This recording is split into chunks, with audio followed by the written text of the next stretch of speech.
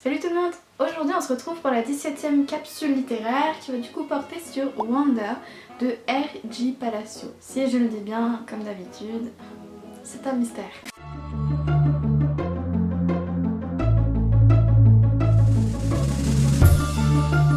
Concernant le genre, je dirais que c'est un roman jeunesse, voire peut-être young adulte. Dans cette histoire, on va suivre Auguste, et Auguste c'est un petit garçon qui a une particularité, il a une déformation au niveau du visage. De par cette différence physique, il a grandi un peu à l'écart du reste des autres enfants parce que il était rejeté par les autres gosses tout simplement. Et il suit l'école à domicile. Sauf qu'un jour, ses parents lui proposent l'idée d'entrer dans une vraie école pour expérimenter la vie scolaire, pour pouvoir se confronter aussi au monde réel parce que mine de rien, un jour ou l'autre, il va bien devoir sortir et affronter l'extérieur. Donc toute l'histoire en soi va tourner autour de cette notion d'acceptation de soi, d'acceptation de l'autre, de l'acceptation également du handicap en soi, mais on va également aborder la notion de harcèlement scolaire, de l'amour familial, de l'amitié. Je pense que ce sont vraiment les grosses thématiques qu'on va retrouver au sein de ce roman. Alors, que dire de ce roman?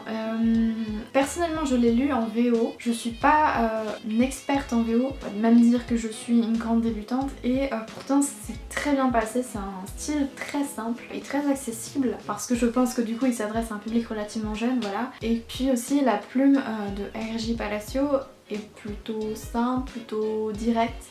On passe pas par quatre chemins pour te dire par exemple qu'un enfant va se moquer de Auguste. Et de ce fait, tu es pratiquement directement immergé dans l'univers, d'autant plus que le gros point fort de la série, c'est le personnage de Auguste. Comment vous dire que c'est un personnage tellement touchant? Vraiment, c'est un personnage simple, mais en même temps, il a une vision un peu...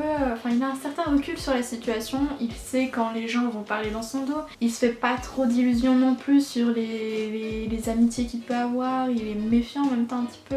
On sent qu'il a déjà été confronté un peu à la méchanceté du monde et que ça l'a marqué quelque part. Et malgré tout, il reste profondément humain, il va chercher à se battre, à s'affirmer de plus en plus au sein de la classe, à conserver ses amitiés avec les personnes qu'il a autour de lui. Après, ce n'est pas que le seul point fort du livre parce qu'on a vraiment une très large palette de personnages, et notamment au niveau de la famille. La famille, on va vraiment avoir un assez grand spectre du quotidien, si je peux dire. En fait, chaque membre va être plus ou moins confronté à un élément du quotidien qui est réaliste et qu'on pourrait soi-même retrouver dans notre quotidien. Ils sont aimants, ils sont soudés, et vraiment cette solidarité elle est magnifique. Voilà, ils sont proches les uns avec les autres, il y a vraiment une très grande confiance envers les autres membres de la famille, et j'ai trouvé ça très très beau en soi. Surtout que je pense que comparé à d'autres romans jeunesse, c'est davantage mis en avant cette relation avec la famille, avec la sœur, avec la mère, avec le père.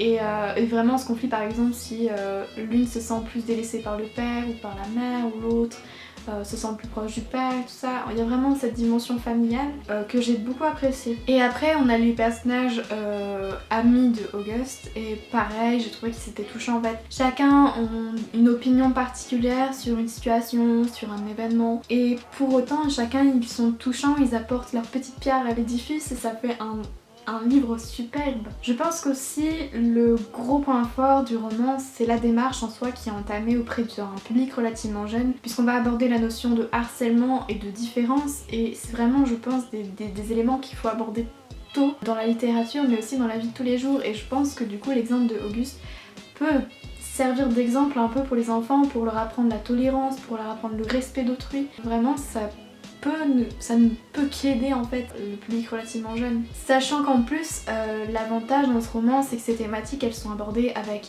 beaucoup d'humanité, beaucoup de sincérité, et du coup c'est plus impactant. Qui plus est, j'en reviens un peu à la large palette de personnages qu'on nous propose, c'est que chacun peut retrouver son équivalent parmi les personnages et se dire c'est vrai que moi je réagirais comme tel personnage, et du coup si du point de vue de Auguste ce serait pas très juste. Et je pense que ça permet de réaliser vraiment par exemple une banalisation d'une violence, ou par exemple je sais pas, une violence qu'on aurait l'habitude de dire en se disant bah c'est pas grave, ça va impacter beaucoup la personne, et se rendre compte que finalement il y a un impact plus grand, que ça va marquer durablement l'autre. Et je pense que vraiment c'est un très bon livre rien que pour ça. Et donc en soi le livre passe vraiment un message fort, et c'est pour ça également que je vous conseille vivement cette lecture, parce qu'elle a des personnages magnifiques, touchants, réalistes, auxquels on peut s'identifier, mais également parce qu'elle aborde des thématiques essentielles je pense dans notre société, et notamment dans le milieu scolaire où il y a beaucoup de harcèlement encore. Je vais me stopper là parce que je vous laisse découvrir l'histoire par vous-même, je pense que c'est important. Et puis